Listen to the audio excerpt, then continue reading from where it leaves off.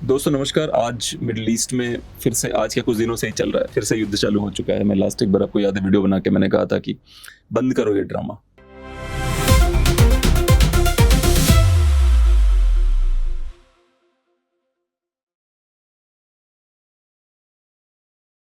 आपको पता है जो ये कंपनियां हैं जैसे लॉकहीड मार्टिन है या बेथलहम कंपनी है, उसके अलावा ये बोइंग है, इन लोगों के शेयर मार्केट आसमान छूते हैं जब युद्ध शुरू हो जाता है।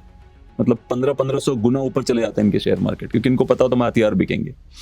अब प्रॉब्लम ये है कि यूएस और ईरान के बीच में स्ट्राइक्स चल रहे हैं। ये हमला करते हैं, वो रिप्लाई करते हैं, फिर वो हमला करते हैं, ये रिप्लाई करते हैं। स्ट्रेट ऑफ हॉर्मुज पहले ईरान ने बदतमीजी करके स्ट्रेट ऑफ हॉर्मुज ब्लॉक कर दिया, बदतमीजी करके।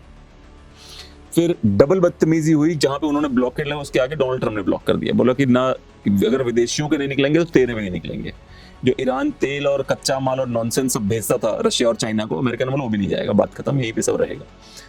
अंडरस्टैंडेबल है, लेकिन रिटेलिएशन जिस तरह से ईरान, बहरीन, कुवैत, जॉर्डन अपने अहले किताब, अहले रिलीजन वाले लोगों पे जिस तरह से हमला कर रहा है, वो बहरीन, कुवैत, आजकल यूएई पे शायद कम हमले हुए, पता नहीं यूएई ने कोई सीक्रेट डील कर ली है, नो आइडिया। आज हम समझने की कोशिश करेंगे कि अमेरिका की असली सोच है क्या, क्योंकि कुछ लोग कह रहे हैं कि अमेरिका जो डोनाल्ड ट्रम्प है वो युद्ध खत्म ही नहीं करेगा। वो बोल रहे हैं कि अपन खत्म ही नहीं करेगा। पहले तो आप एक वीडियो देखिए जिसमें ईरान के आईआरजीसी के हेडक्वार्टर पे अमेरिका ने बम मारे हैं। ये वीडियो देखिए आप।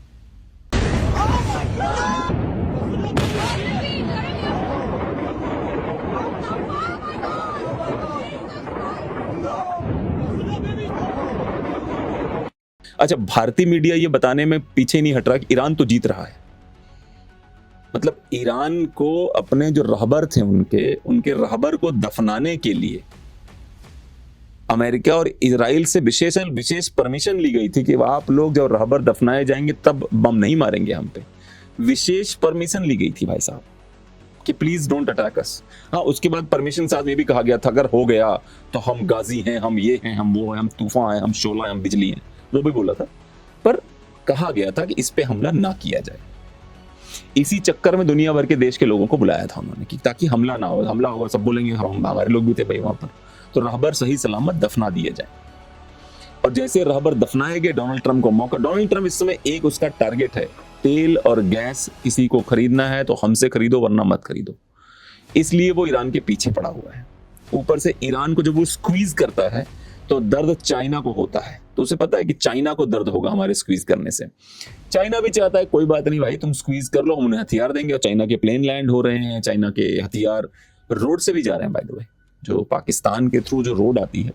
पाकिस्तान एक होर है, कह लो उसे, अब तो जो पैसा देगा उसके लिए वो सो जाती है उसके साथ में।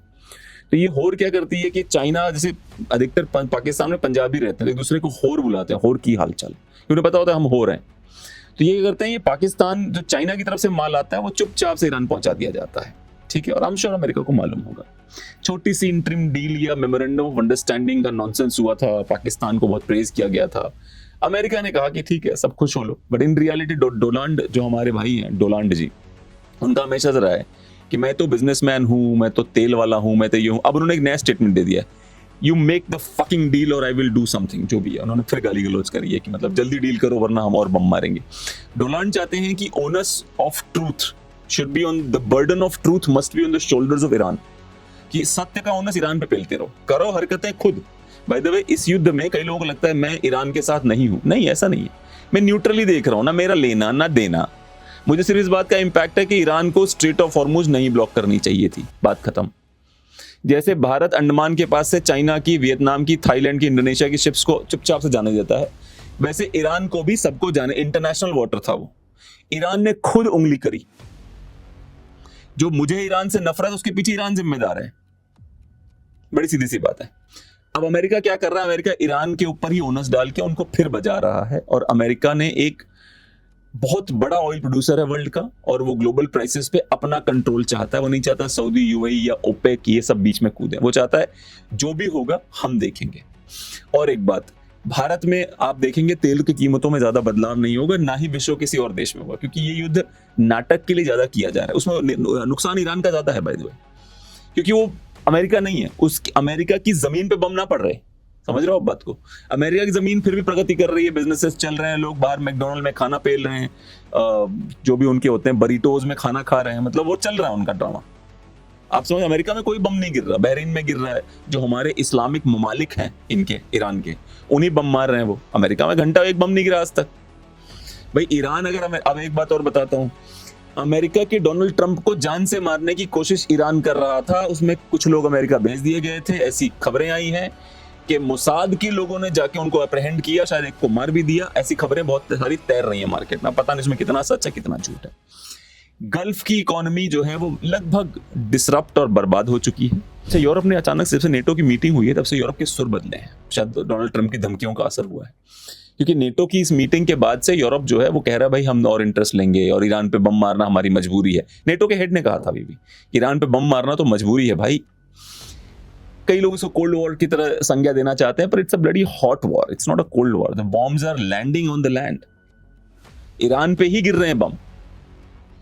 रशिया यूक्रेन लड़ रहे हैं वहां, अच्छा रशिया यूक्रेन के युद्ध में बड़ा गजब चल रहा है। मतलब मुझे ऐसा लगता है विश्व के अमीर लोगों ने मिलके बाकी पब्लिक को चूतिया बनाने का ठेका ले लिया है। रशिया और यूक्रेन के युद्ध का साला 3 साल हो गया यार, अब युद्ध ही नहीं खत्म हो रहा उनका। क्यों नहीं खत्म हो रहा? क्योंकि यूक्रेन के भी बड़े बड़े अमीर लोग और अमेरिका के डीप स्टेट के लोग यूक्रेन के नाम पे पैसा पेल रहे हैं, रशिया के लोग अपने युद्ध में पैसा बना रहे हैं। तो जब किसी का नुकसान ही नहीं है तो चलने दो बम, क्या फर्क पड़ता है। ईरान के साथ प्रॉब्लम यह है गुरु, क्योंकि ईरान एक राष्ट्र है, यूक्रेन की तरह एक टोला नहीं है वो। ईरान एक राष्ट्र है, संप्रभु राष्ट्र है ईरान। तो ईरान अभी भी युद्ध को पैसे कमाने की दृष्टि से नहीं देख रहा। अमेरिका देख रहा है, जबकि अमेरिका की पुरानी आदत है, हर जगह जाओ उंगली करो भाग जाओ।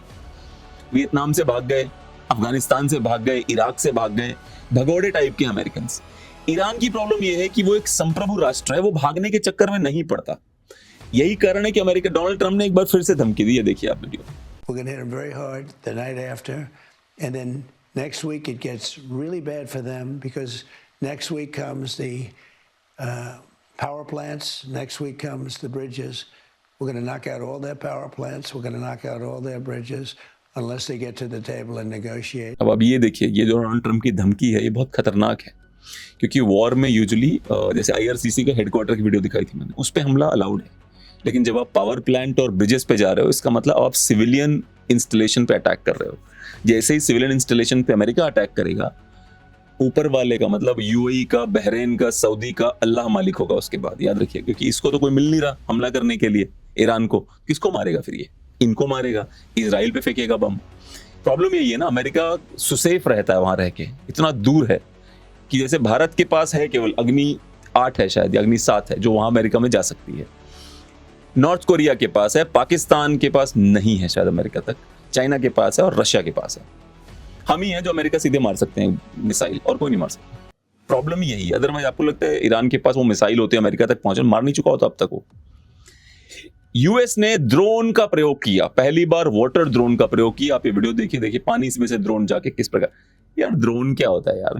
जो टोरपीडोज होते हैं वही ड्रोन कह लो, मतलब पहले उसको टोरपीडो कहते थे, ड्रोन कह लें, सस्ता होगा थोड़ा सा टोरपीडो से, ये जरूर है। आप ये देखिए वीडियो।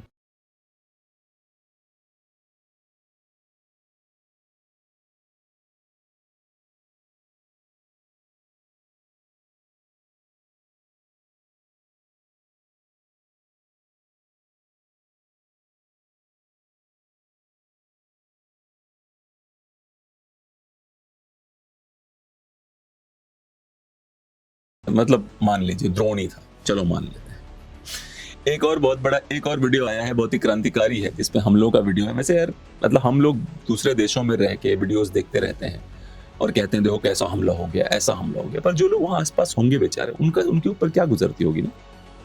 सोचो ऐसी आग लगी। आप ये वीडियो देखिए।